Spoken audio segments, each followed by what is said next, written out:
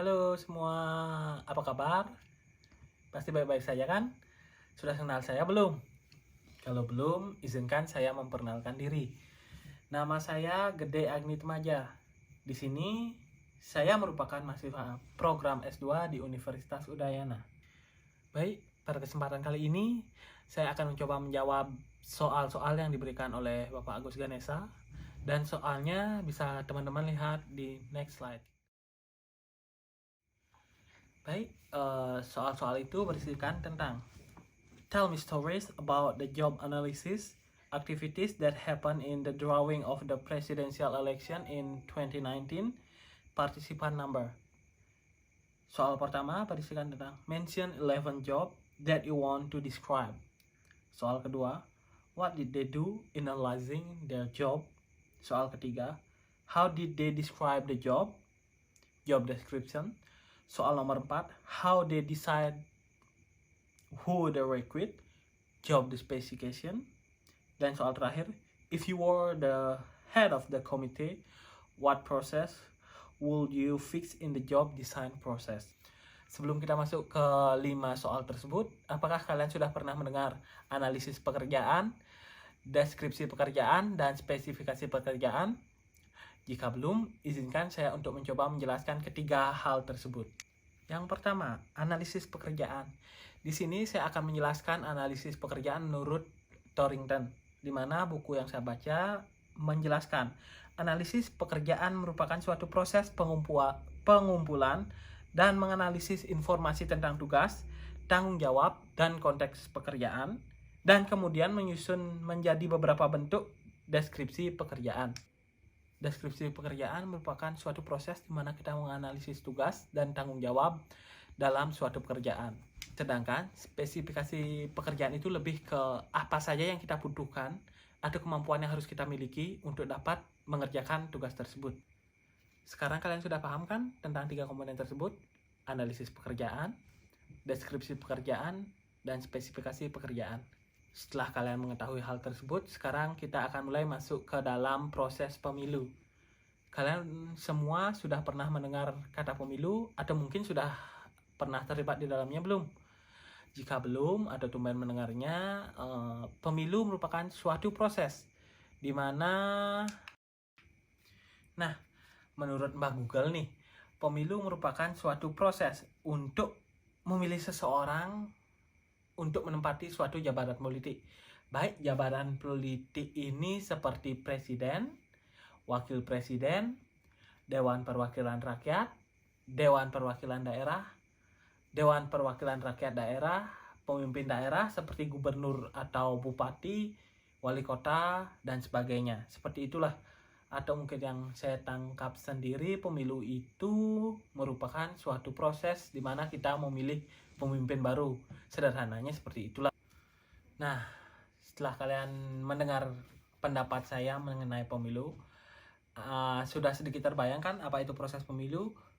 Nah, dalam proses pemilu ini ada banyak lembaga sih yang terlibat di dalamnya. Tapi pada tugas kali ini kita hanya bertugas untuk mencari 11 lembaga saja yang terlibat di dalam proses pemilu itu. Apa saja lembaga yang terlibat di sana? Let's check it out. Kita bahas bersama selanjutnya. So pastilah lembaga yang terlibat dalam pemilu itu pasti KPU. Kalian pernah mendengar KPU? Atau yang memiliki kepanjangan Komisi Pemilihan Umum. KPU ini merupakan suatu lembaga yang berada di Indonesia yang bertugas menyelenggarakan pemilu. Pertama kali KPU dibentuk kalau tidak salah itu pada tahun 1999 dan dilantik ketua pertamanya itu oleh presiden kita yaitu B.J. Habibie.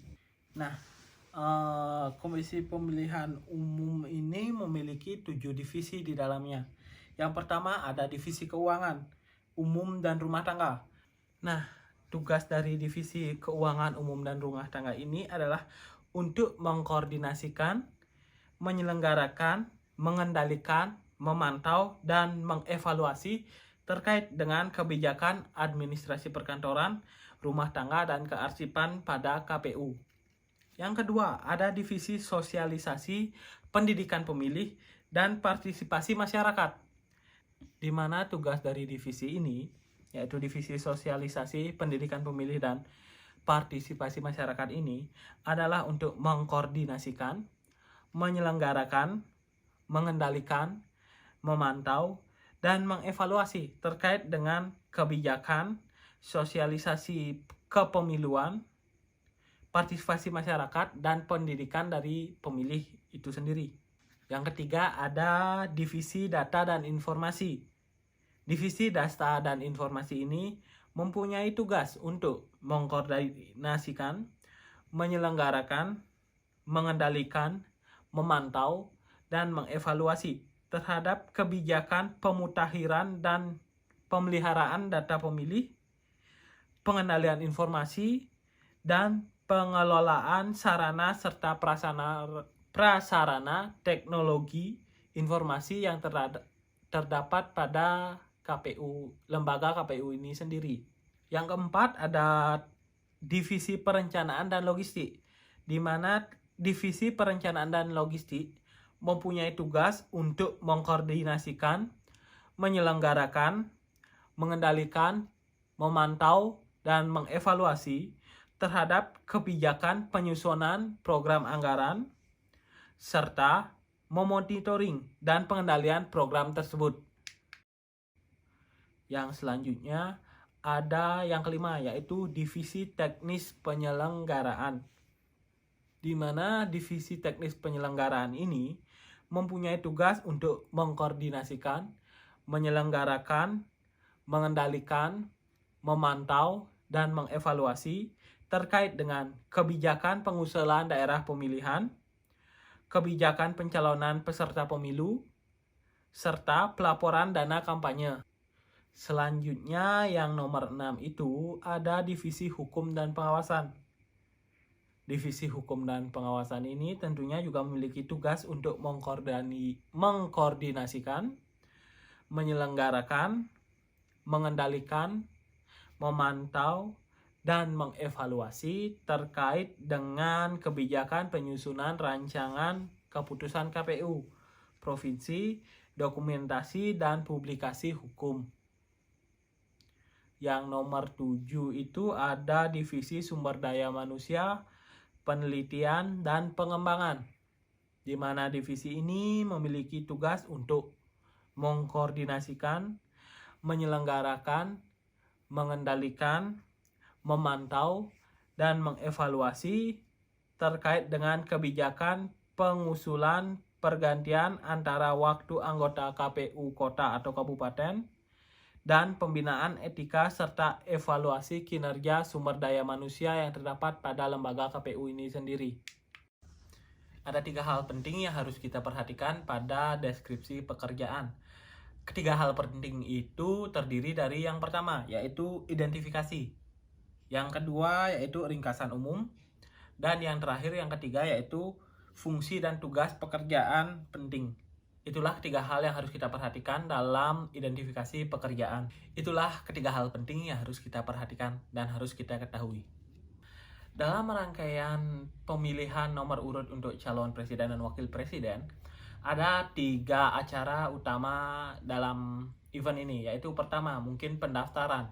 Di sini pendaftaran dilakukan oleh calon presiden dan wakil presiden bersama partai yang mendukung mereka dilakukan menuju kantor KPU Pusat. Yang kedua, setelah mungkin berkas-berkas diterima dan mereka layak, lanjut ke tes kesehatan, di mana tes kesehatan ini dilakukan di rumah sakit yang bekerja sama dengan KPU. Dan yang terakhir, jika lolos tes kesehatan, maka selanjutnya adalah pengambilan nomor undi.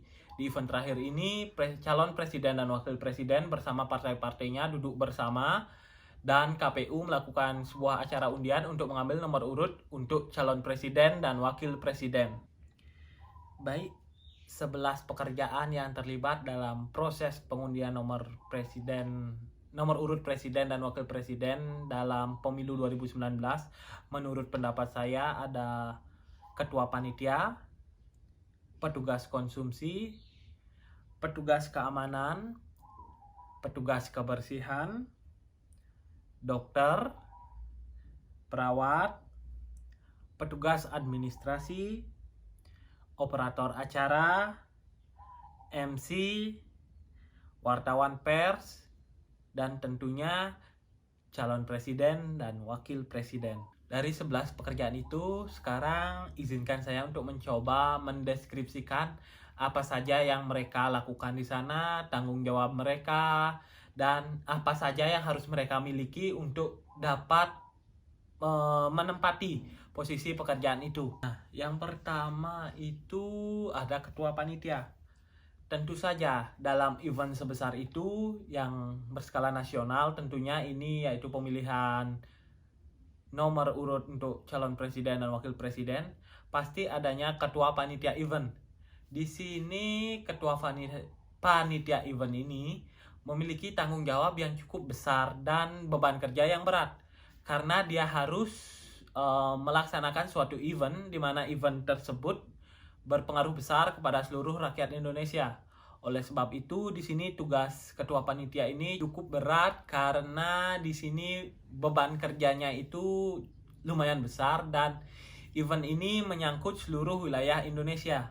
Di mana menurut pendapat saya nih ya, kalau tidak salah, ketua panitia ini hal-hal yang harus dia lakukan itu adalah mengarahkan bawah-bawahannya agar melakukan pekerjaannya dengan benar, atau mungkin mengontrol dan menyuruh bawahan dari ketua tersebut untuk melakukan evaluasi tentang apa saja yang dilakukan oleh anggota panitia agar pekerjaan yang dilakukan mereka itu tidak menyimpang dari pekerjaan yang seharusnya mereka lakukan. Yang pertama itu tugas dari seorang ketua panitia adalah untuk memimpin semua panitia event agar pekerjaan yang dilakukan sesuai dengan visi dan misi dari event tersebut. Yang kedua yaitu tugasnya menjadi koordinator dari event itu.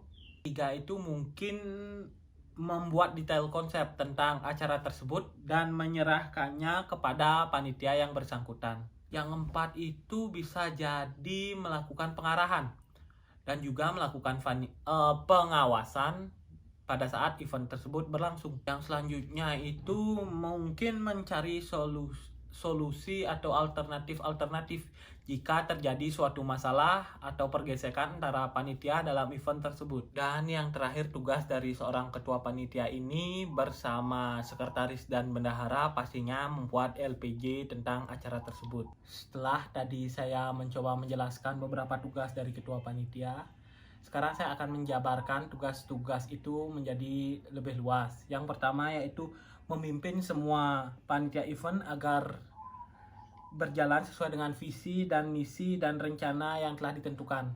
Di sini ketua panitia itu harus bisa mengatur bawah-bawahannya dan semua anggota panitia itu agar melaksanakan tugas-tugas mereka sesuai dengan job desk yang mereka miliki, agar pekerjaan yang mereka lakukan tidak menyimpang jauh dari apa yang telah direncanakan awal. Nah, di sini rencana awal, misal kita memiliki tujuan akhir A, ketua panitia harus bisa mengarahkan semua bawahannya itu untuk melakukan tugasnya agar tercapainya rencana akhir A tersebut. Baik, di sini itu tugas kedua yaitu menjadi koordinator dari event tersebut, di mana event yang kita jalankan hari ini sekarang oleh ketua panitia itu merupakan event besar, di mana event itu adalah event 5 tahun sekali, yaitu pemilihan atau pendaftaran calon presiden dan wakil presiden dari awal sampai dengan pengundian nomornya itu. Nah, di sini ketua panitia harus bisa menjadi koordinator yang baik untuk para anggota-anggota panitianya agar tidak terjadi miskomunikasi antara satu panitia dengan panitia yang lain.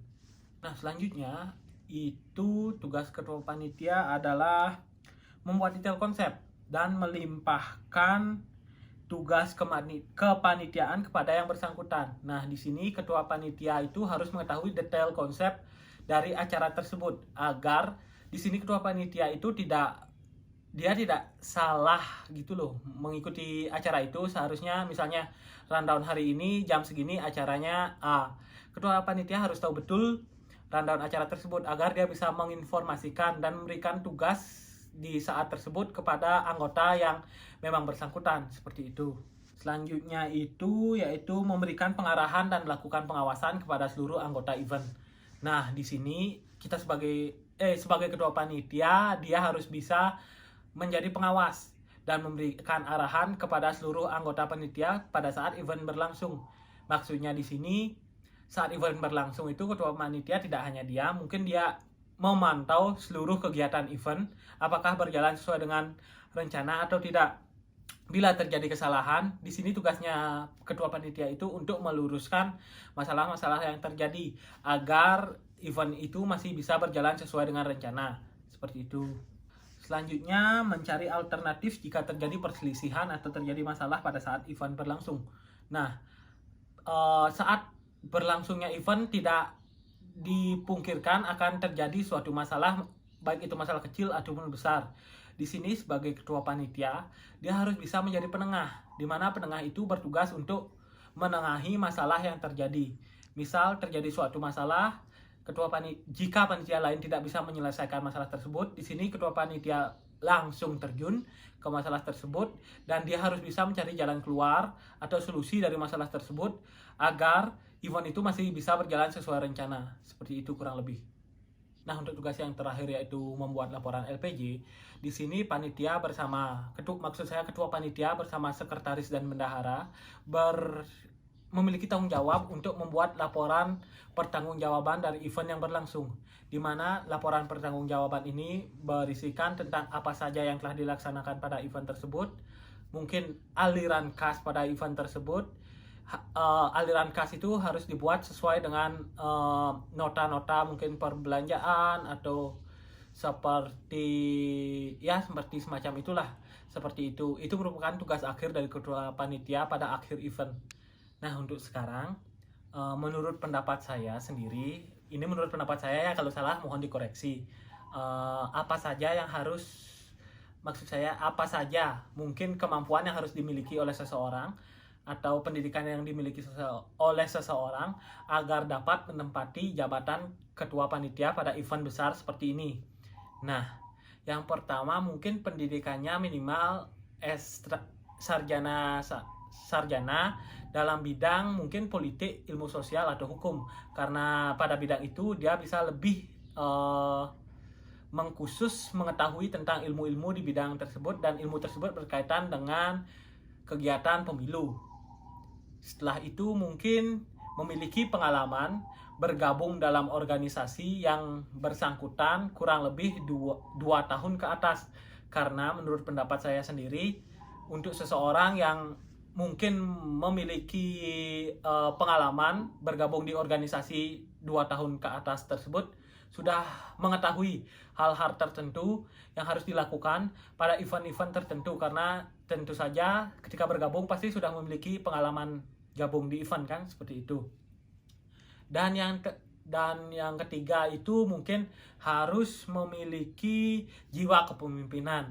Nah, ini penting karena untuk seorang yang menjadi ketua panitia, dia harus bisa memimpin event tersebut agar event tersebut berjalan dengan sesuai visi dan misi serta rencana awal dari event tersebut. Oleh karena itu, sifat kepemimpinan itu sangat penting untuk dimiliki oleh calon pemimpin tersebut.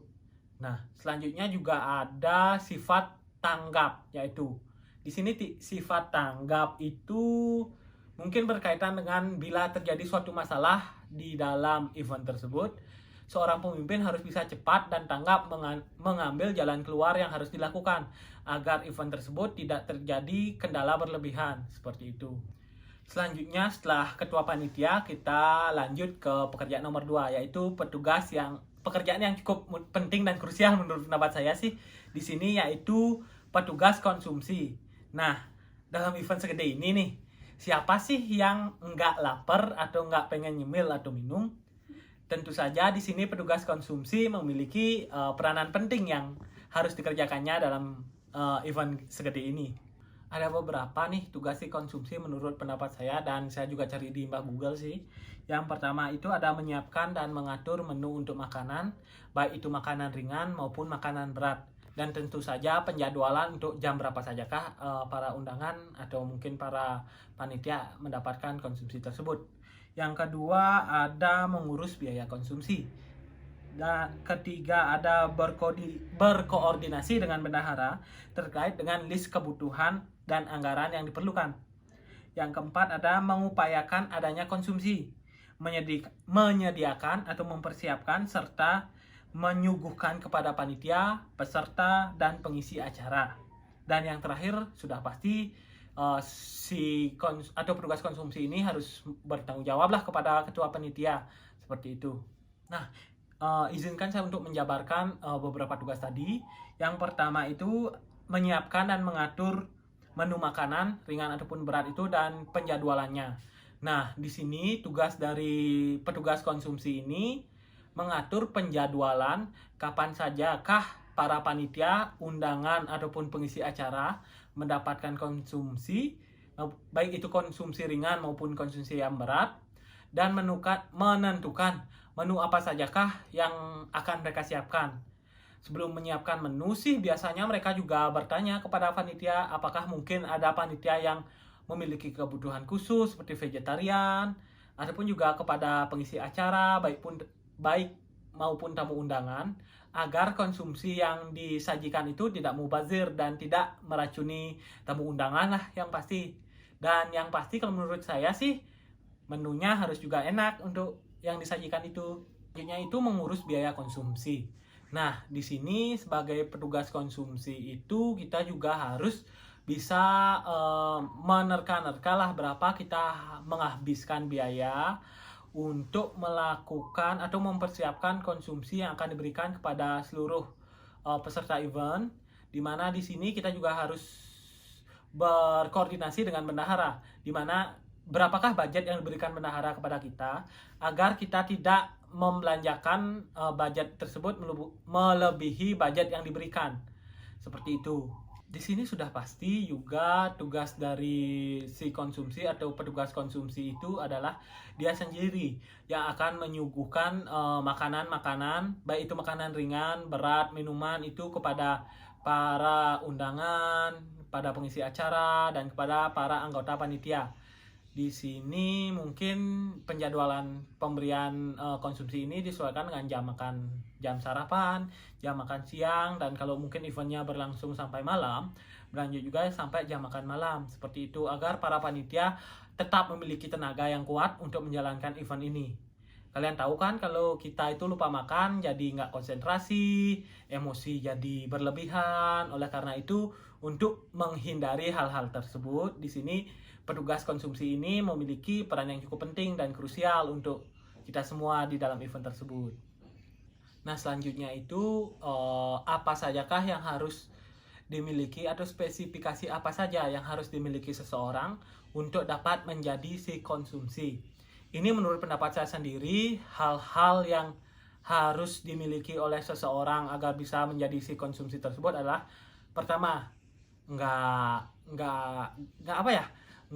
buta rasa gitu loh. Kita tahu mana makanan yang enak, yang enggak, seperti itu biar makanan yang kita berikan itu tidak mubazir. Yang kedua itu mungkin memiliki skill memasak ataupun membuat makanan khusus seperti itu. Ketiga mungkin ramah, karena di sini kita dalam event sebesar ini mungkin akan bertemu banyak orang. Oleh sebab itu ketika pemberian konsumsi kita akan memberikan konsumsi itu kepada banyak tamu. Oleh sebab itu sifat ramah mungkin perlu dimiliki oleh seseorang yang menjadi petugas konsumsi ini. Mungkin untuk pendidikan sih kalau menurut pendapat saya SMK atau SMA sederajat dan memiliki konsentrasi di bidang makanan dan minuman itu saja sudah cukup untuk masuk ke dalam petugas konsumsi ini.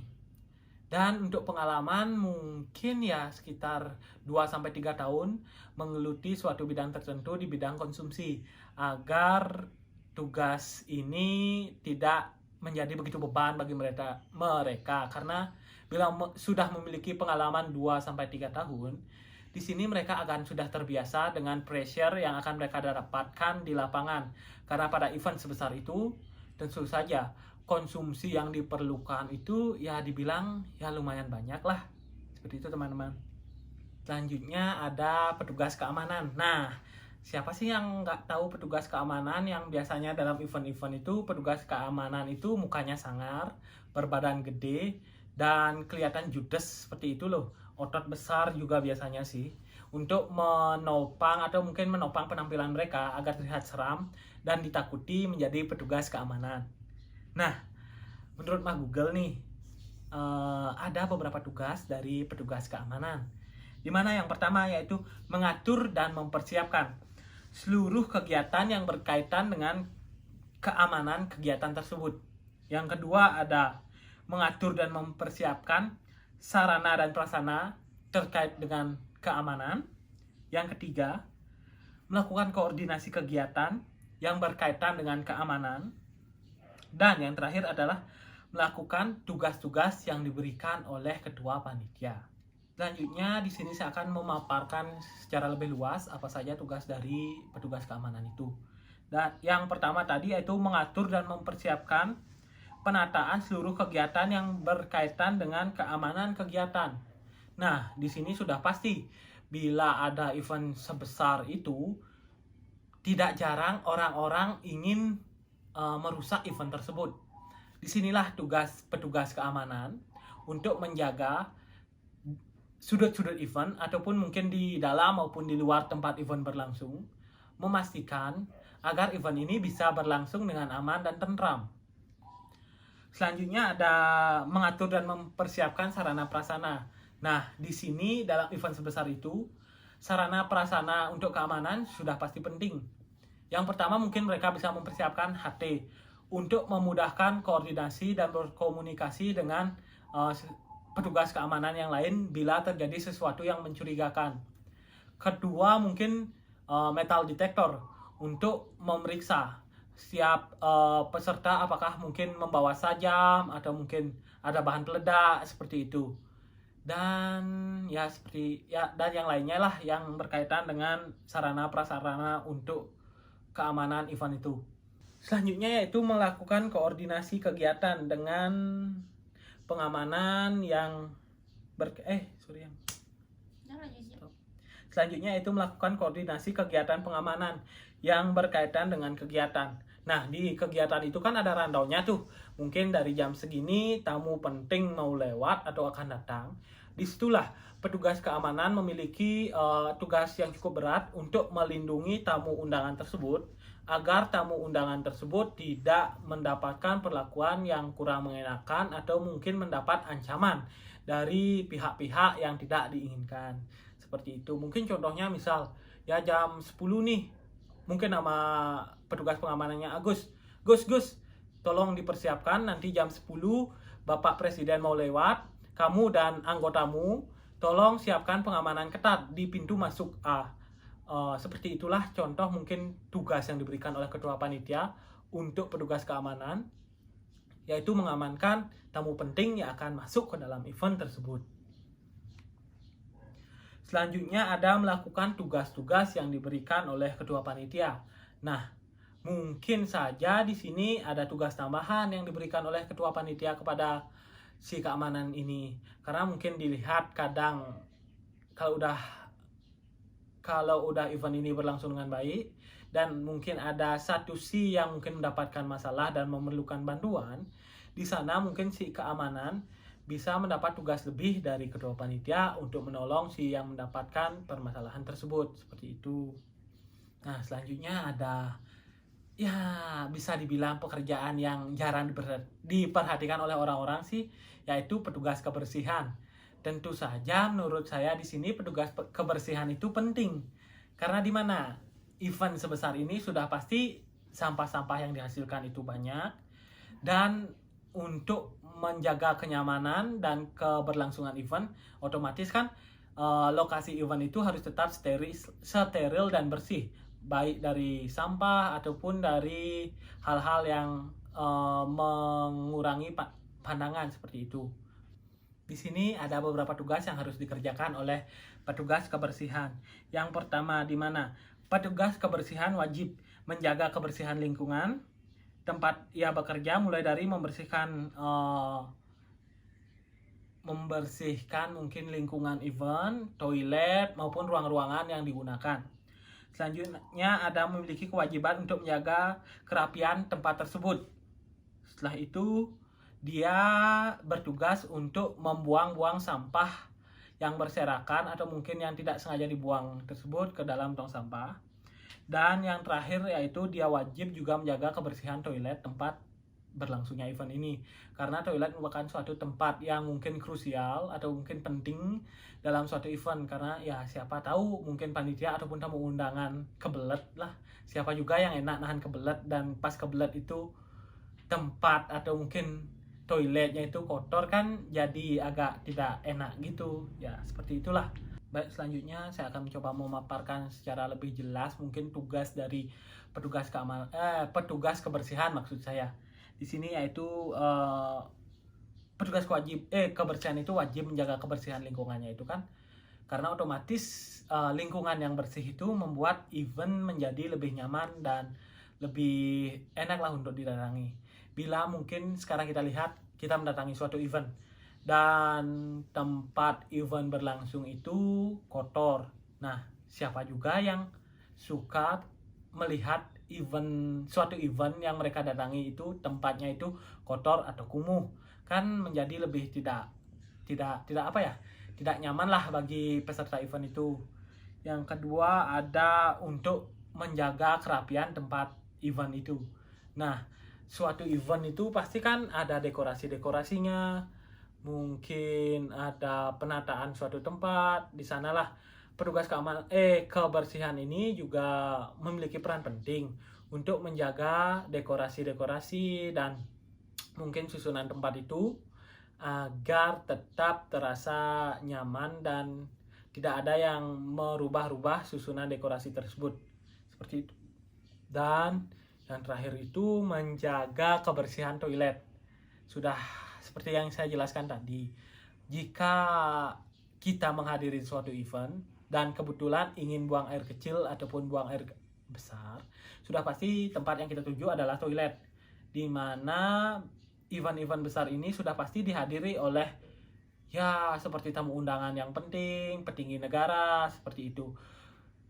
Masa sih untuk event sebesar itu kita menyiapkan toilet yang mungkin tidak layak untuk digunakan? Oleh karena itu, di sini petugas kebersihan itu memiliki peran penting untuk menjaga tempat atau toilet ini agar tetap bersih dan nyaman untuk digunakan, agar para tamu undangan tetap merasa nyaman di event tersebut, seperti itu. Nah, untuk yang selanjutnya itu mungkin saya akan menjelaskan apa saja yang harus diperlukan untuk bisa menjadi petugas kebersihan dalam suatu event ini. Nah, kalau menurut saya sih dari segi pendidikan minimal sekolah menengah pertama saja sudah cukup, karena dari jenis pekerjaan tidak terlalu rumit. Di sini hanya melakukan kebersihan saja saat event berlangsung. Yang kedua itu sudah pasti bersedia melakukan tugasnya dengan baik, karena bila mungkin dia mau mendaftar dan tidak melakukan tugasnya dengan baik, di sini itu bagaimana ya, bila petugas kebersihan itu tidak melakukannya dengan baik, otomatis lah pasti tempat berlangsungnya event itu akan terlihat kotor dan kumuh dan mengurangi nilai pandang orang-orang yang datang ke tempat event tersebut. Yang terakhir, bukan yang terakhir maksud saya, selanjutnya adalah harus tepat waktu.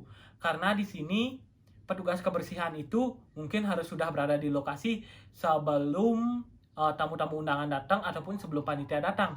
Karena dia bertugas untuk membersihkan dan menyiapkan tempat event tersebut agar event tersebut ya seperti kelihatan bersih lah dan enak ditempati. Terakhir yaitu jujur, sopan, dan bertanggung jawab. Nah, sudah pasti orang yang ikut dalam event atau orang-orang yang ingin mendaftar sebagai anggota dari panitia suatu event harus memiliki karakter ini, yaitu sopan, jujur, dan bertanggung jawab, seperti itu. Itu menurut pendapat saya ya. Mungkin kalau teman-teman punya pendapat lain ya mungkin boleh nanti di komen di bawah, seperti itu. Baik, selanjutnya itu setelah petugas kebersihan ada petugas administrasi. Tentu saja dari namanya kita sudah bisa menebak petugas administrasi ini memiliki tugas-tugas seperti apa. Ya tentunya pasti tugas administrasi atau petugas administrasi ini tidak jauh-jauh dari tugas administrasi seperti urusan surat menyurat, urusan yaitu mengumpulkan file-file dengan mungkin kode file yang sama, urusan undangan dan sebagainya lah. Kalau di sini dalam event ini tugas pegawai administrasi itu kalau menurut pendapat saya sih yang pertama yaitu menyampaikan undangan-undangan kepada calon presiden dan calon wakil presiden serta partai-partai yang mendukungnya.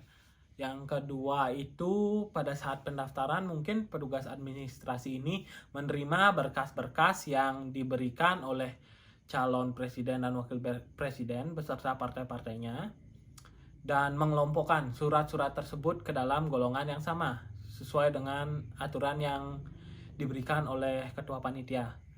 Yang selanjutnya nomor 3 itu tugas dari pegawai atau petugas administrasi itu ada yaitu sudah pasti memberikan dukungan teknis administratif pada event ini.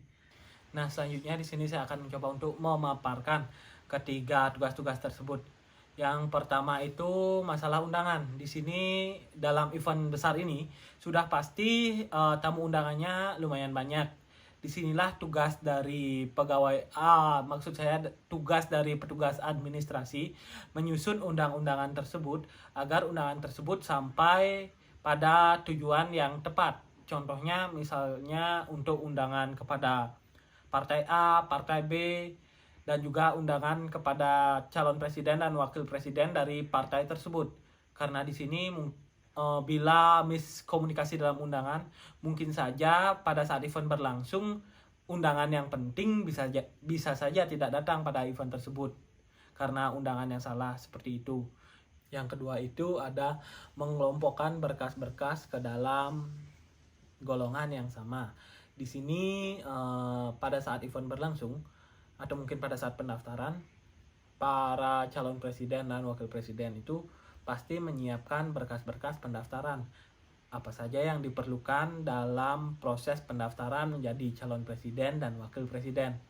Setelah berkas itu disiapkan, pastilah calon presiden dan wakil presiden membawa berkas tersebut menuju tempat pendaftaran yaitu di kantor KPU. Nah, sesampainya di kantor tersebut, berkas ini pasti diberikan kepada petugas administrasi. Nah, disinilah tugas dari petugas administrasi tersebut memeriksa berkas-berkas tersebut dan setelah selesai diperiksa, dikelompokkan ke dalam kelompok yang sama. Karena biasanya di Indonesia itu calon presiden dan wakil presiden itu pasti berjumlah lebih dari satu. Setelah berkas-berkas itu dikumpulkan mungkin ke dalam golongan yang sama. Selanjutnya berkas tersebut diserahkan kepada mungkin pegawai verifikator ataupun langsung diberikan laporan kepada ketua panitia. Yang selanjutnya tugasnya itu adalah memberikan dukungan administratif pada event ini. Nah, dukungan administratif ini bisa jadi kalau menurut pendapat saya sih dukungan ini bersifat seperti ini. Petugas administrasi itu bila ada seperti tugas-tugas surat menyurat, tugas-tugas membuat data atau membuat laporan, disitulah tugas dari pegawai administrasi harus terjun karena itu emang sih tugasnya. Selanjutnya kita setelah selesai membuat tugas, sekarang kita akan membahas apa saja yang diperlukan untuk bisa menempati posisi petugas administrasi ini. Kalau menurut pendapat saya sih ada beberapa hal yang harus diperhatikan. Pertama dari mungkin karakteristik. Di sini untuk dapat menjadi petugas administrasi, pasti kita harus bisa bekerja di dalam tim. Karena di bagian petugas administrasi ini pasti terdiri dari lebih dari satu orang karena emang tugasnya lumayan berat di sini. Selanjutnya memiliki tanggung jawab.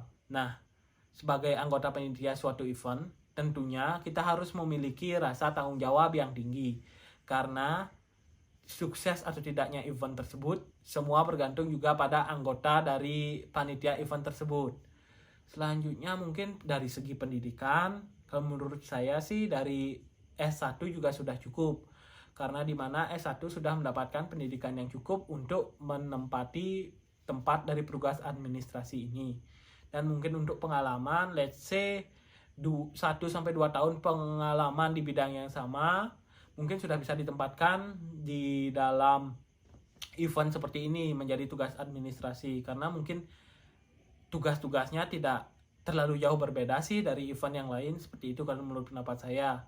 Selanjutnya itu ada karakter tekun dan teliti. Nah, di sini tekun kita bisa melihat karena tugas yang banyak, tentu kita harus bisa melaksanakan tugas itu secara tepat waktu. Oleh karena itu, sifat tekun itu harus ditanamkan dalam diri dari petugas administrasi ini. Karena tugas yang banyak itu harus kita tekun menyelesaikan tugas itu, harus bisa sesuai dengan waktu yang diberikan.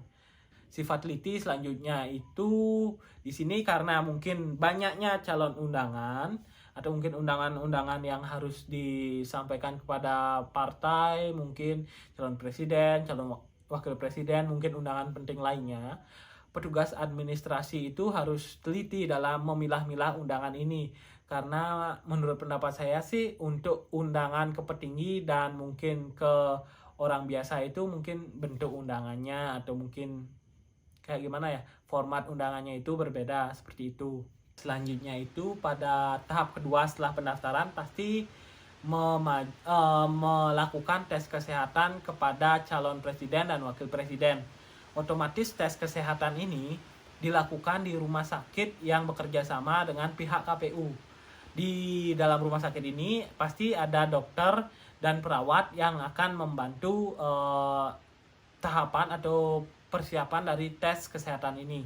Nah, sekarang saya akan mengambil tugas dari dokter, yaitu dokter di sini bertugas untuk memeriksa apa saja penyakit-penyakit yang tidak boleh dimiliki oleh calon presiden dan wakil presiden ketika mereka akan menjabat di posisi tersebut. Dan juga di sini para dokter itu mengecek kondisi kesehatan para calon presiden dan wakil presiden. Untuk penyakit-penyakit yang tidak boleh dimiliki itu mungkin di sini para dokter mengecek keseluruhan dari kondisi kesehatan calon presiden dan wakil presiden dan memeriksa satu-satu apakah di sini calon presiden dan wakil presiden ini lolos dari tes kesehatan tersebut. Nah, tujuan dari tes kesehatan ini juga untuk memastikan bahwa calon presiden dan calon wakil presiden kita nanti terbebas dari, maksud saya bukan terbebas dari sih, mungkin memiliki kesehatan jasmani dan rohani yang tepat untuk dapat memimpin negara ini dengan sekuat atau sepenuh tenaga. Nah, di sini persiapan sebelum tes kesehatan itu ada beberapa hal yang harus disiapkan. Yang pertama yang dilakukan oleh dokter untuk mempersiapkan tes kesehatan itu ada mencatat keluhan-keluhan yang dimiliki oleh calon presiden dan wakil presiden. Di mana catatan keluhan selama ini itu contohnya seperti mungkin calon ini memiliki nyeri pada dadanya, nyeri di kepala, sakit kepala, perubahan bentuk anggota tubuh maybe, dan yang lainnya. Yang kedua itu ada mencatat riwayat kesehatan keluarga.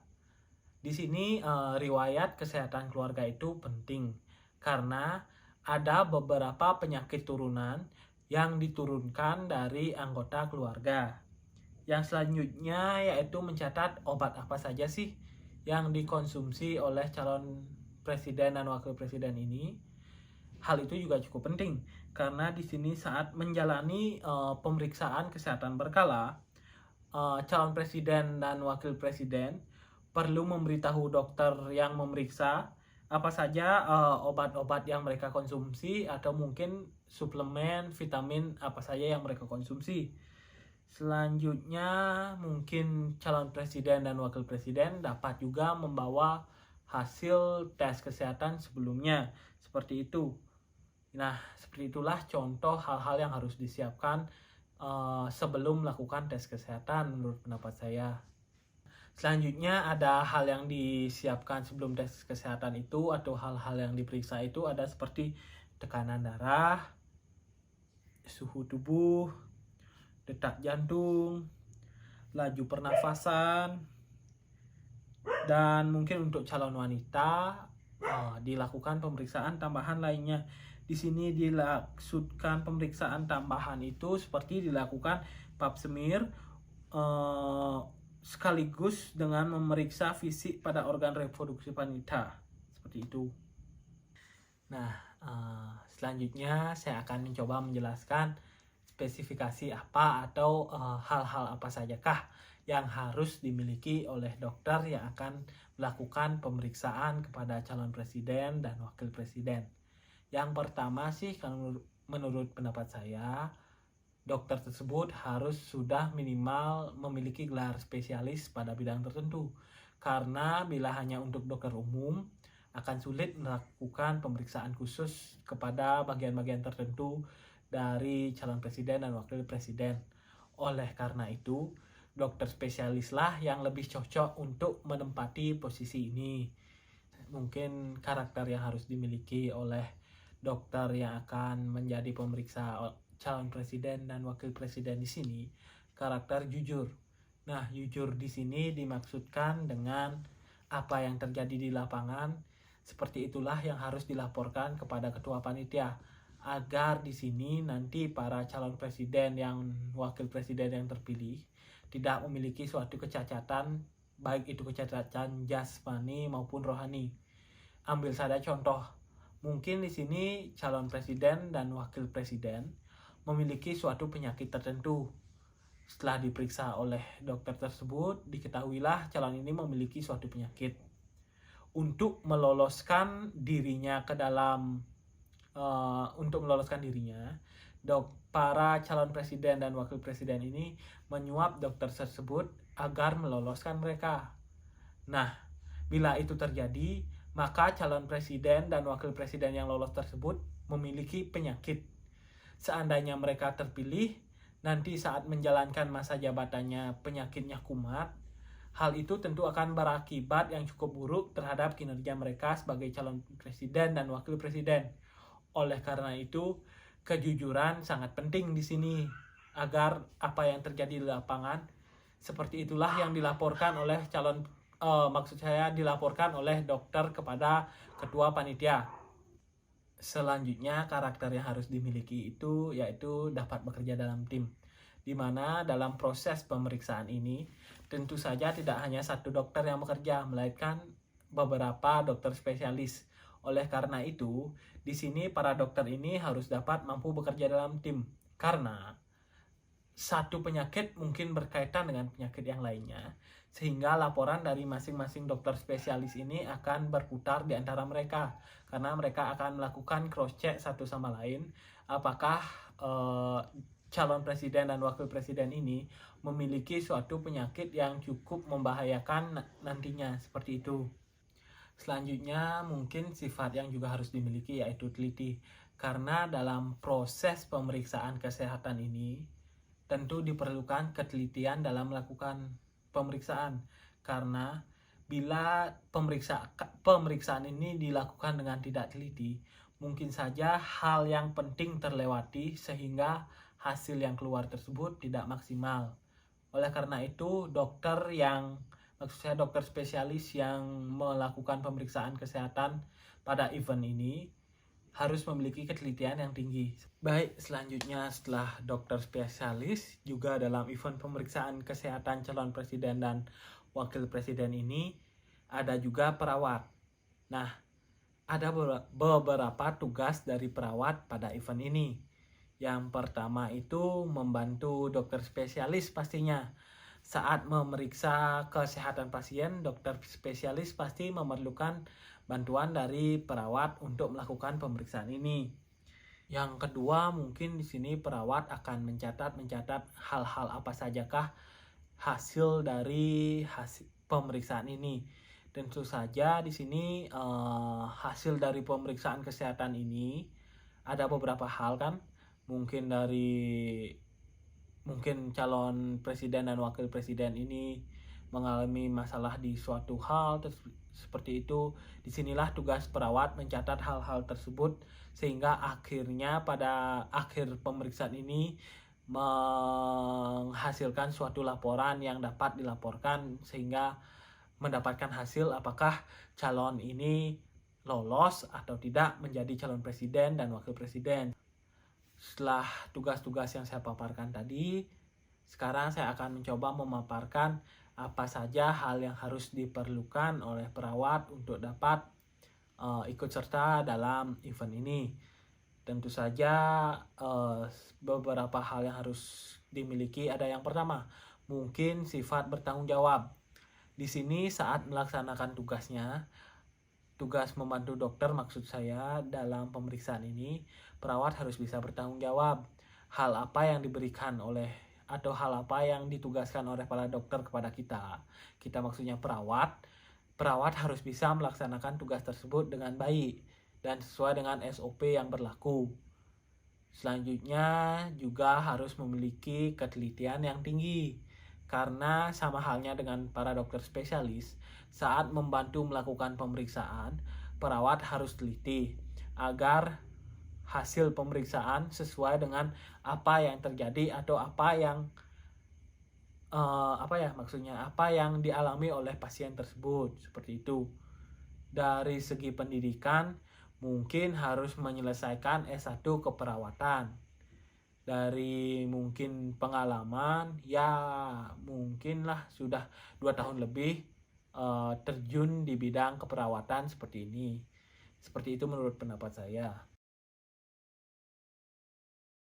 Nah, setelah event pemeriksaan kesehatan selesai, masuklah ke event selanjutnya, yaitu malam pengundian nomor bagi calon presiden dan wakil presiden. Tentu saja pada malam pengundian nomor ini, ada beberapa pekerjaan yang terlibat di dalamnya. Contohnya seperti yang pertama saya lihat MC. Di sini MC di sini bertugas untuk mengatur acara agar acara berjalan sesuai rundown yang ditentukan. Maksudnya itu di suatu acara ini kan ada rundown. Jam segini harus apa, jam segini harus apa, jam segini harus apa. Di sanalah tugas MC untuk menyesuaikan agar acara ini tidak berjalan molor atau terlalu cepat. Seperti itu. Selanjutnya tugas lain MC adalah memandu acara. Mungkin di sini pada saat malam pengundian nomor ini gimana ya? Calon presiden dan wakil presiden itu juga memperhatikan acara, bukan? Di sini MC akan menjelaskan kepada para calon presiden dan wakil presiden, para undangan lain, acaranya itu acara apa sih sekarang, misal jam segini. Acara selanjutnya adalah bla bla bla bla, seperti itulah contoh tugas dari MC. Yang selanjutnya yaitu menurut saya spesifikasi apa sajakah yang harus dimiliki seseorang agar dapat menjadi MC di acara besar seperti ini. Kalau menurut pendapat saya bagaimana ya? Di sini mungkin dari segi pengalaman. Nah, pengalaman yang harus dimiliki mungkin sudah berkecimpung beberapa kali menjadi MC pada event besar. Agar gimana ya? Di sini memiliki pengalaman agar tidak grogi lah menjadi MC di event besar seperti pengundian nomor untuk calon presiden dan wakil presiden. Selanjutnya ada karakter teliti. Nah, di sini teliti karena adanya jadwal atau rundown acara yang padat. MC harus dapat mengatur sedemikian rupa agar rundown ini juga berjalan sesuai dengan waktu yang telah ditentukan. Selanjutnya dari segi pendidikan, mungkin menurut pendapat saya sarjana sudah cukup untuk menjadi MC pada acara seperti ini. Selanjutnya ada sifat tanggap, di mana bila mungkin dalam event sebesar inilah bisa saja terjadi suatu kesalahan sehingga rundown akan keluar dari jalurnya. Oleh karena itu di sini mungkin MC bisa bersifat sigap untuk mengatur acara agar acara tersebut bisa berjalan lagi sesuai dengan relnya atau rundown yang telah direncanakan. Nah, selanjutnya mungkin sifat percaya diri, di mana kepercayaan diri itu pentinglah dan harus dimiliki oleh seseorang MC, karena mungkin saja bila memimpin atau menjadi MC di event sebesar ini, seorang MC itu bisa saja grogi atau demam panggung, sehingga mungkin saja MC ini bisa mengacaukan acara karena demam panggungnya. Oleh karena itu, rasa atau sifat percaya diri itu harus tertanam dalam jiwa MC tersebut, agar pada saat manggung atau acara berlangsung, dia bisa menghandle atau melaksanakan tugasnya sesuai dengan rundown yang direncanakan. Nah, selanjutnya setelah MC juga pasti saat event pengundian nomor ini berlangsung, pasti ada wartawan atau mungkin acara TV nasional yang meliput acara ini. Nah, di sini tugas dari wartawan yaitu meliput dan menyampaikan berita sesuai dengan apa yang terjadi di lapangan. Nah, hal yang dimaksudkan di sini seperti ini.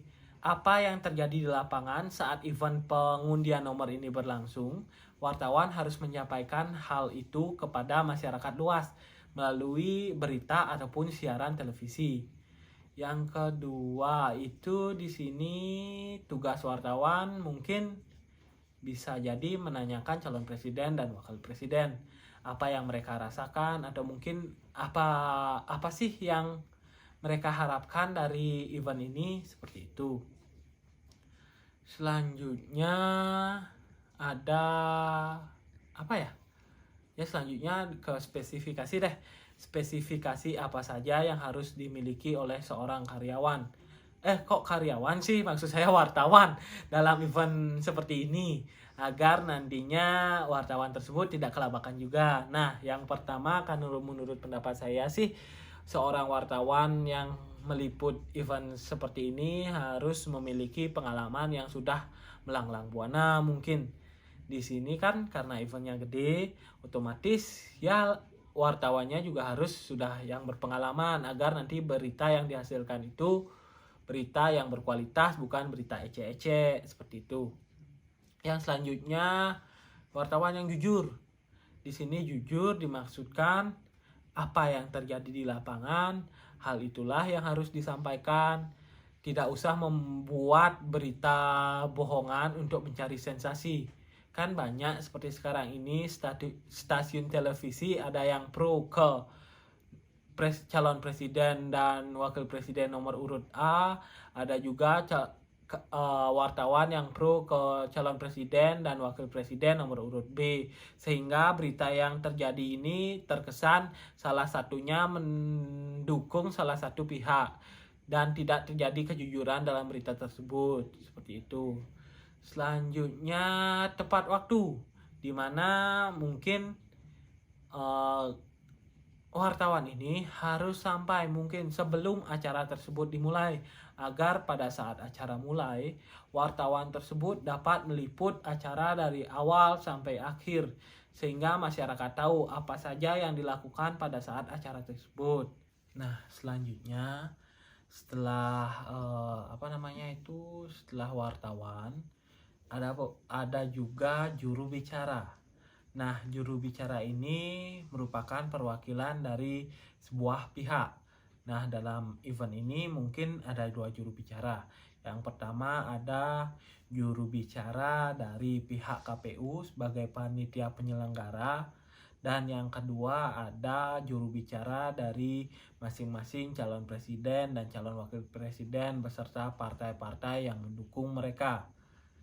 Pada pemilihan calon presiden dan wakil presiden 2019, ada dua calon yang masuk di dalamnya, yaitu Bapak Prabowo dan Bapak Jokowi sebagai calon presiden dari masing-masing partai yang mendukung mereka. Di sini juru bicara memiliki beberapa tugas, yaitu menurut pandangan saya di sini juru bicara itu harus dapat menyampaikan apa yang ingin disampaikan oleh pihak-pihak tertentu.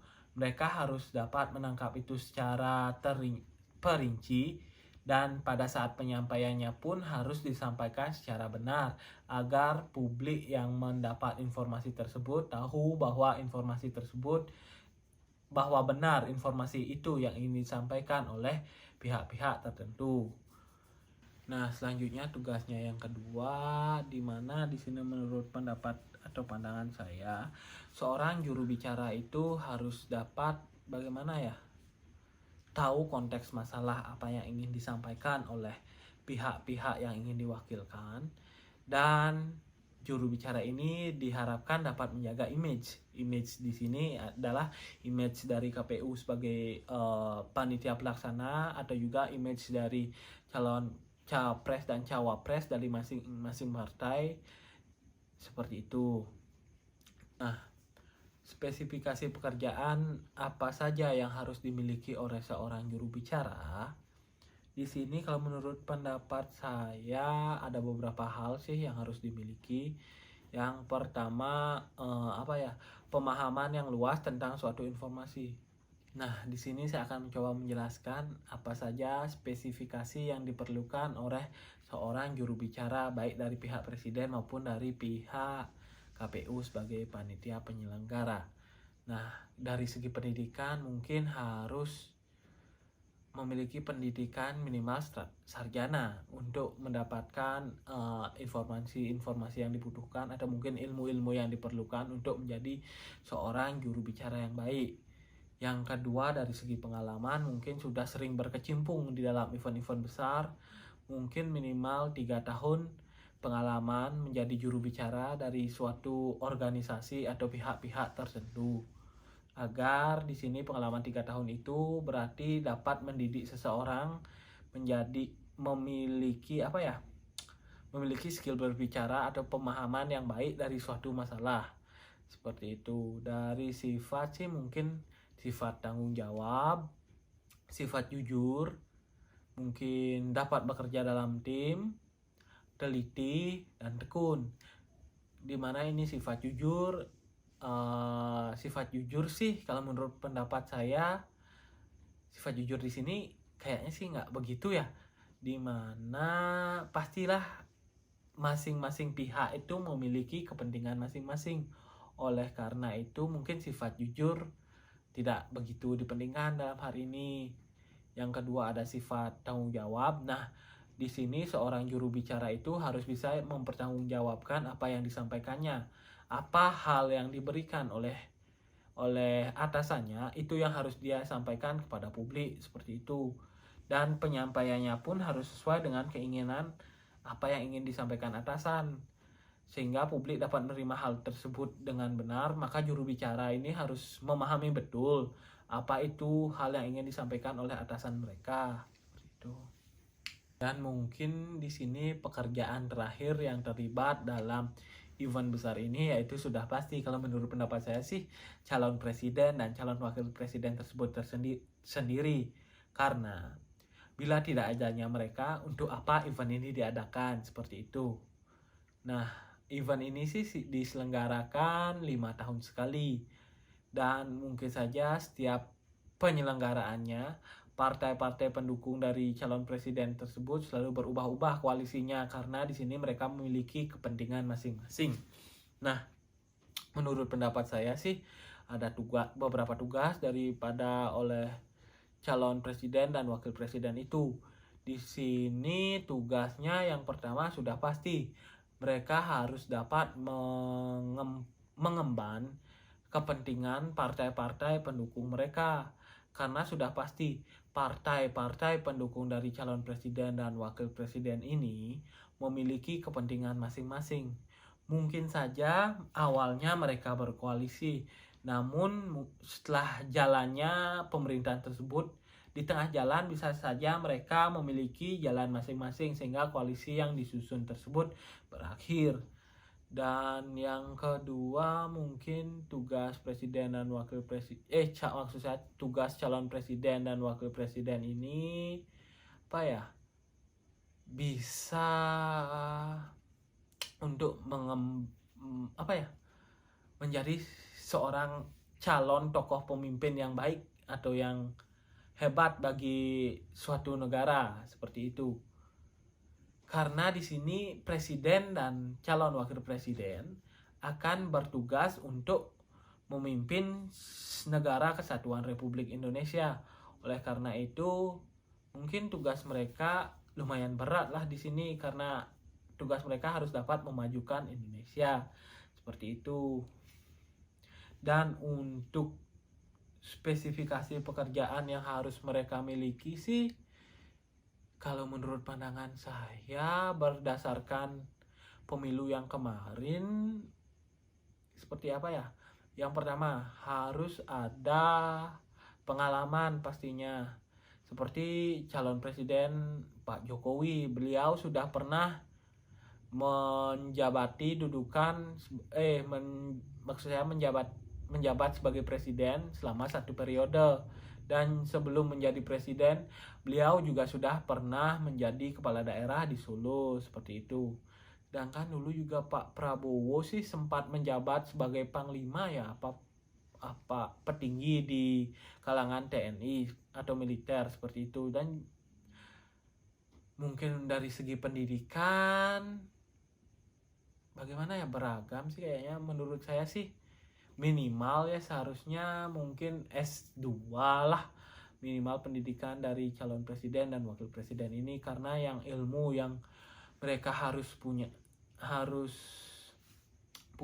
ilmu yang lumayan tinggi agar dapat menjadi calon presiden dan wakil presiden yang baik untuk masyarakat Indonesia seperti itu.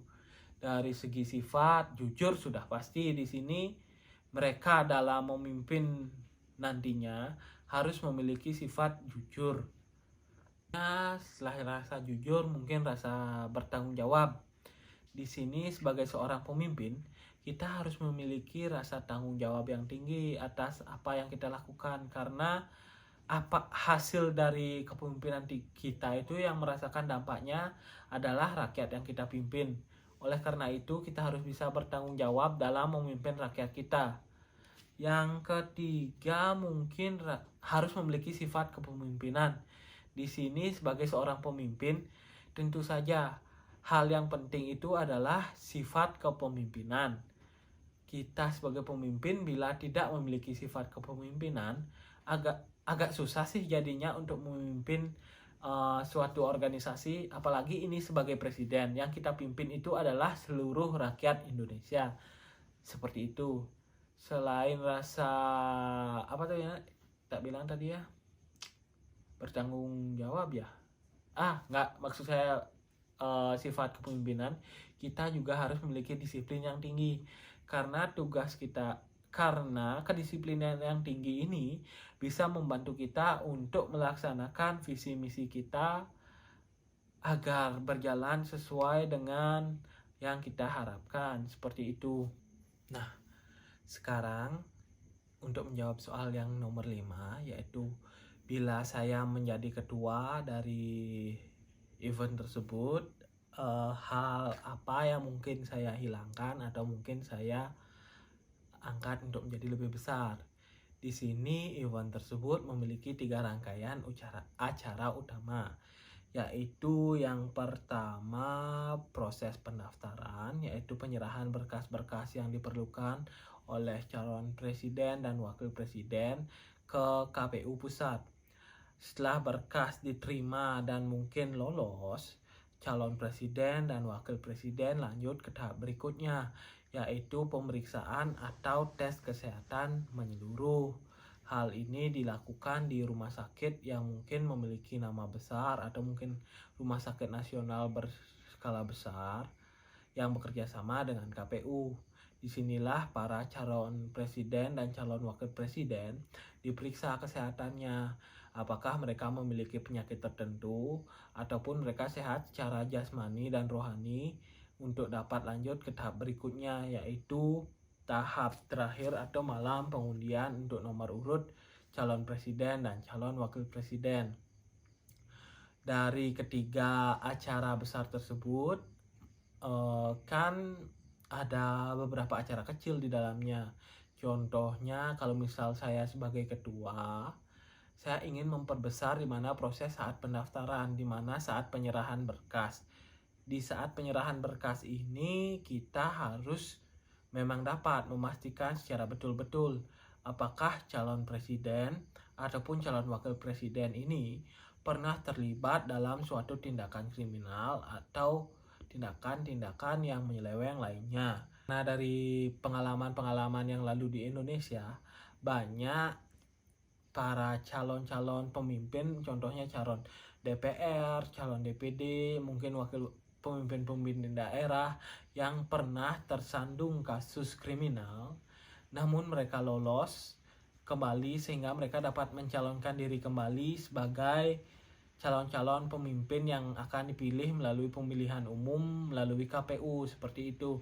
Itu hal yang tidak ingin saya lihat atau ingin terulang kembali lah, karena sudah pasti calon-calon pemimpin yang sudah pernah tersandung kasus kriminal seperti itu kemungkinan besar akan mengulangi hal tersebut di saat beliau mendapat kesempatan atau duduk di kursi kepemimpinan, dan beliau akan mengulangi hal-hal yang kriminal tersebut, seperti akan terjadinya korupsi, penyelewengan jabatan, dan juga mungkin pembuatan undang-undang yang akan menguntungkan para pemegang jabatan. Seperti itu menurut pendapat saya. Nah, selanjutnya juga proses yang saya ingin lebih tingkatkan juga pada saat pemeriksaan kesehatan. Di sini sebagai KPU, misalnya saya sebagai ketua pelaksana di KPU tersebut, untuk dokter-dokter yang akan memeriksa calon presiden dan wakil presiden itu, kita harus menyeleksinya. Kita harus menggunakan dokter-dokter terbaik yang ada di Indonesia. Di mana?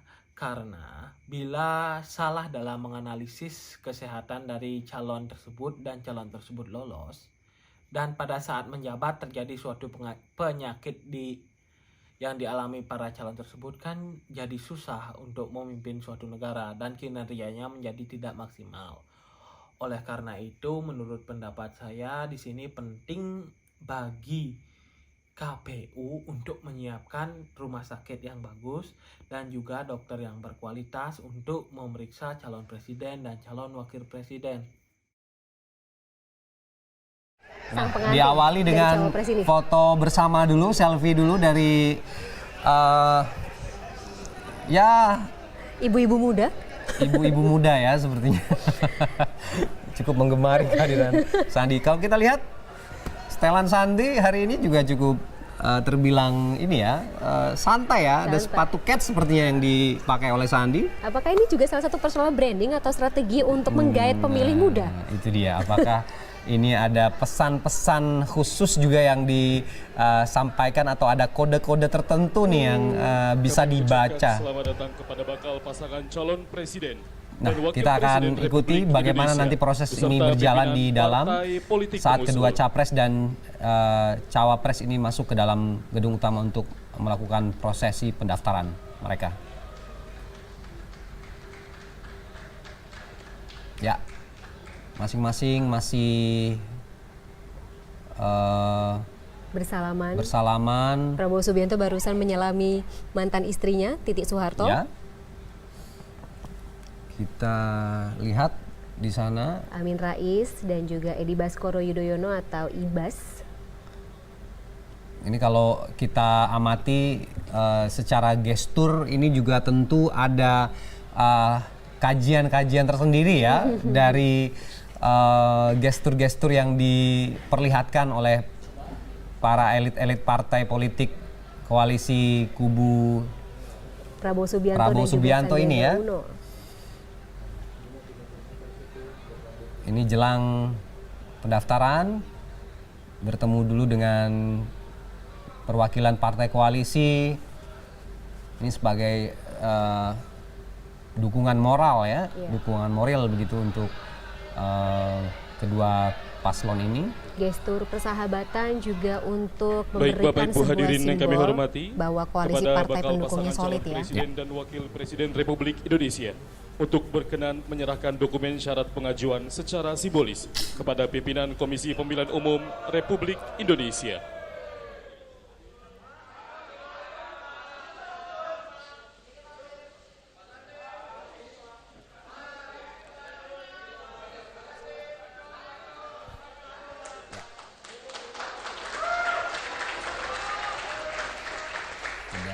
melakukan penyerahan dokumen secara simbolik dan diterima langsung oleh Komisioner KPU Arief Budiman. Baik, selanjutnya kepada bakal pasangan calon presiden dan wakil presiden Republik Indonesia beserta pimpinan partai politik pengusul untuk menempati meja pendaftaran yang telah ditentukan. Dan kepada seluruh tim pendukung pasangan calon yang telah berada di ruangan sidang utama, dipersilakan menempati tempat yang telah ditentukan. Didampingi dengan wakil presidennya ataupun Masih calon calon wakil presidennya. Agak saru tuh Ma'ruf soalnya ya. Wakil presidennya ada sekarang. Karena presidennya sudah ada, Iya, Presiden iya, Joko iya. Widodo. Iya. Oke, kita lihat bagaimana persiapan dilakukan. Komisioner KPU hadir semua Ya. untuk menyambut.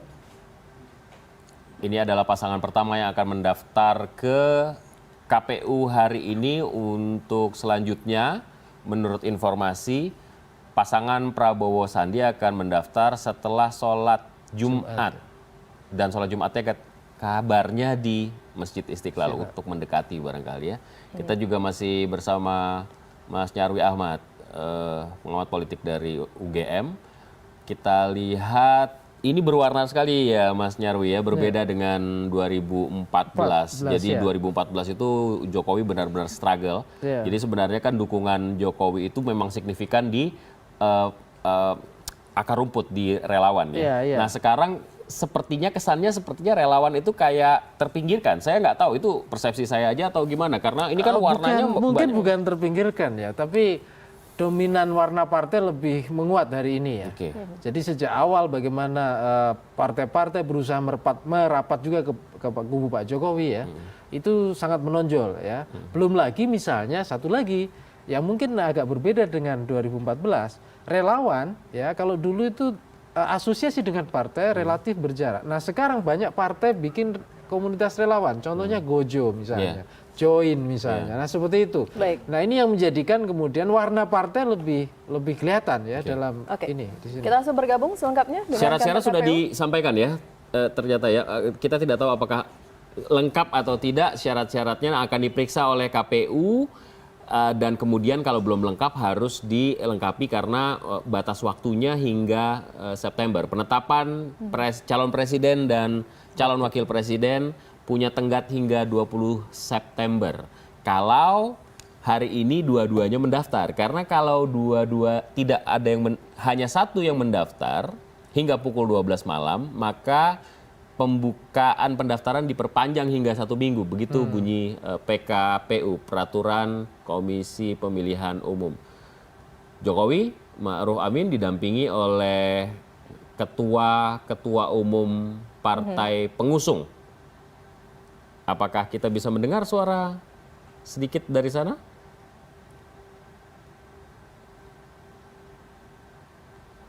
Di sebelahnya Ibu Megawati, Surya Paloh. Ini dua partai yang sejak awal di 2014 memberikan dukungan kepada pasangan Jokowi JK waktu itu. Kita masih ingat Jokowi mengabarkan bahwa dirinya akan menjadi presiden dari yang diusung oleh PDI Perjuangan pada akhirnya. Itu di rumah Si Pitung di Marunda dan muncullah di situ istilah petugas partai yang hari-hari ini tidak terdengar lagi. Level confidence Jokowi dan posisi tawar Jokowi tidak hanya kepada PDI Perjuangan tapi juga partai-partai pengusung yang lainnya agak tinggi ya. Lebih tinggi ya. Oke, kita berbicara mengenai simbol lagi, bagaimana posisi duduk ketua umum partai politik. Saya ingin komentar dulu, Mas. Ini kemudian ada yang mengatakan kalau misalkan posisinya lebih dekat ke pasangan calon, kemudian dia yang memiliki Kami ajak Anda langsung bergabung kembali ke RSPAD Gatot Subroto mengikuti konferensi pers antara KPU dan tim dokter RSPAD. Selanjutnya, tim dokter nanti akan memeriksa atau menindaklanjuti hasil pemeriksaan untuk kemudian disampaikan kepada kami rencananya besok. Jadi itu penyerahan hasil pemeriksaan. Ya. Kalau malam ini KPU akan menerima keterangan tentang telah diselesaikannya seluruh proses pemeriksaan, gitu ya.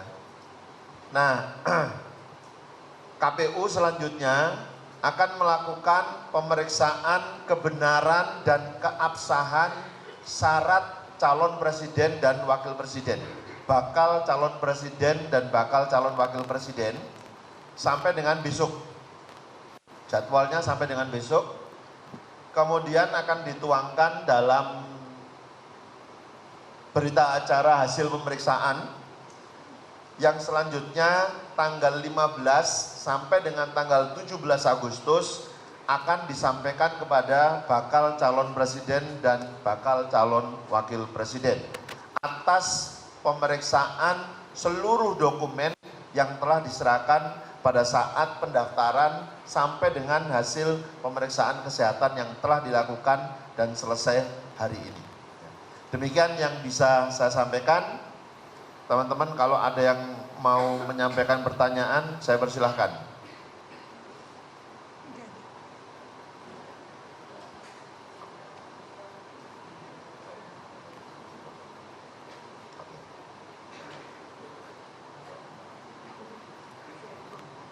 Silakan. Mohon, Ndra, dibantu Ndra, mikrofonnya.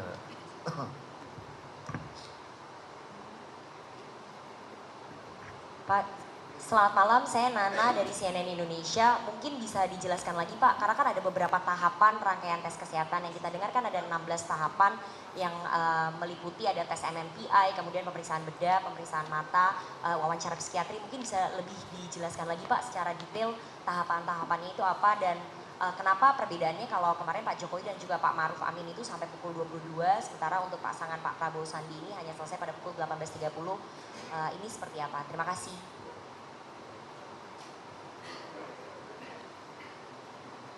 Oke, saya persilakan satu lagi ya. Ujung kiri ya.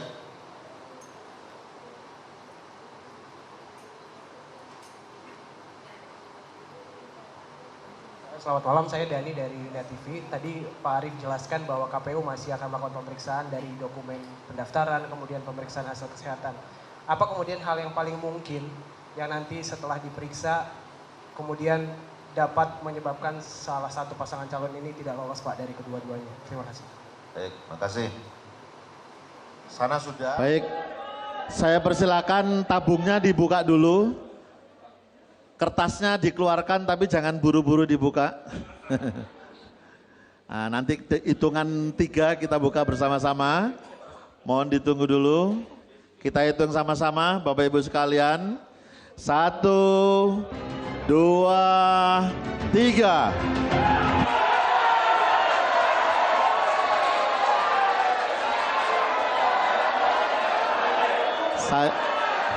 Saya tidak kelihatan baik. Nomor urut 1, pasangan calon Bapak Joko Widodo dan Kiai Haji Ma'ruf Amin. Nomor urut 2, pasangan Bapak Haji Prabowo Subianto dan Bapak Sandiaga Salahuddin Uno.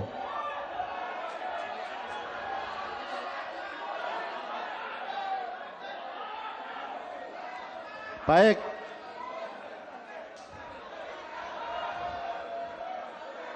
Teman-teman panitia, teman-teman. Ya, selanjutnya penyerahan plakat. Kami mohon rekan-rekan panitia untuk bersiap-siap untuk penyerahan plakat sebagai tanda. Kami mohon untuk Ketua KPU Republik Indonesia didampingi oleh anggota KPU Republik Indonesia dan Sekretaris Jenderal KPU Republik Indonesia untuk menyerahkan plakat sebagai tanda nomor urut pasangan calon presiden dan wakil presiden Republik Indonesia pada pemilu tahun 2019.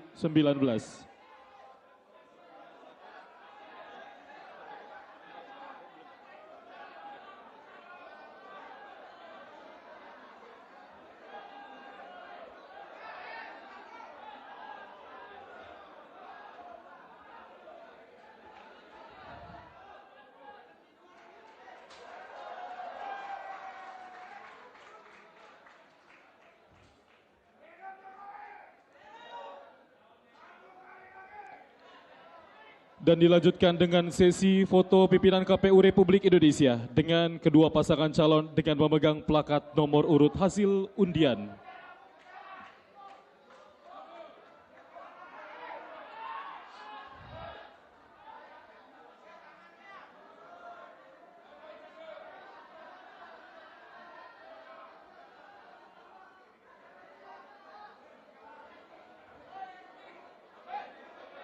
Baik, kami ucapkan terima kasih kepada pimpinan KPU Republik Indonesia beserta para pasangan calon presiden dan wakil presiden, dipersilahkan kembali ke tempat.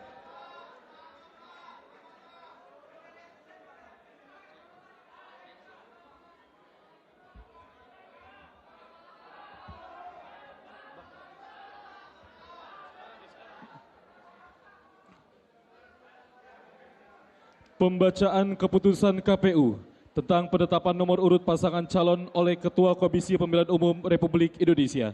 Kepada yang terhormat Bapak Arief Budiman, kami persilakan.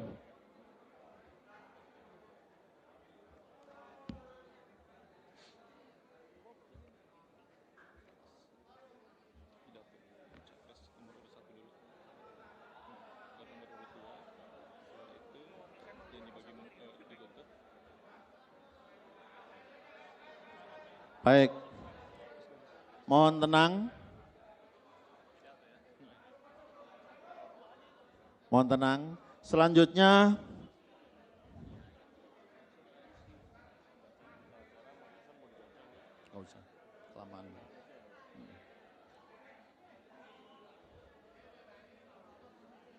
selanjutnya akan saya bacakan keputusan Komisi Pemilihan Umum Republik Indonesia nomor 1114-2-TT02-6-KPU-Romawi 9-2018 tentang penetapan nomor urut pasangan calon peserta pemilihan umum presiden dan wakil presiden tahun 2019. Ketua Komisi Pemilihan Umum Republik Indonesia menimbang dan seterusnya, mengingat dan seterusnya, memperhatikan berita acara penetapan nomor urut pasangan calon peserta pemilihan umum presiden dan wakil presiden tahun 2019 nomor 244-PL-02-2-BA-06-KPU-Romawi 9-2018 tanggal 21 September 2018 memutuskan, menetapkan keputusan Komisi Pemilihan Umum tentang penetapan nomor urut pasangan calon peserta pemilihan umum presiden dan wakil presiden tahun 2019. Ke-1, menetapkan nomor urut pasangan calon peserta pemilihan umum presiden dan wakil presiden tahun 2019 sebagai berikut. A. Pasangan calon presiden dan wakil presiden Saudara Insinyur Haji Joko Widodo dan Saudara Profesor Dr. H.C. Kiai Haji Ma'ruf Amin pada nomor urut 1. Dan B. Pasangan calon presiden dan wakil presiden Saudara Haji Prabowo Subianto dan Saudara Haji Sandiaga Salahuddin Uno pada nomor urut 2. Kedua, keputusan ini mulai berlaku pada tanggal ditetapkan. Ditetapkan di Jakarta pada tanggal 21 September 2018. Ketua Komisi Pemilihan Umum Republik Indonesia, Arief Budiman. Nah, dari keempat video tersebut, itu merupakan kilas balik dari proses dari pendaftaran, pemeriksaan kesehatan, dan selanjutnya adalah pengundian nomor untuk calon presiden dan wakil presiden. Bisa kalian lihat di video tersebut. Pada video awal seperti saat Pak Prabowo dan Pak Sandiaga Uno mendaftar, pada itu Pak Sandiaga Uno dicegat emak-emak, diajak selfie seperti itu. Sedangkan pada saat Jokowi dan Pak Ma'ruf Amin mendaftar itu terlihat lebih santai.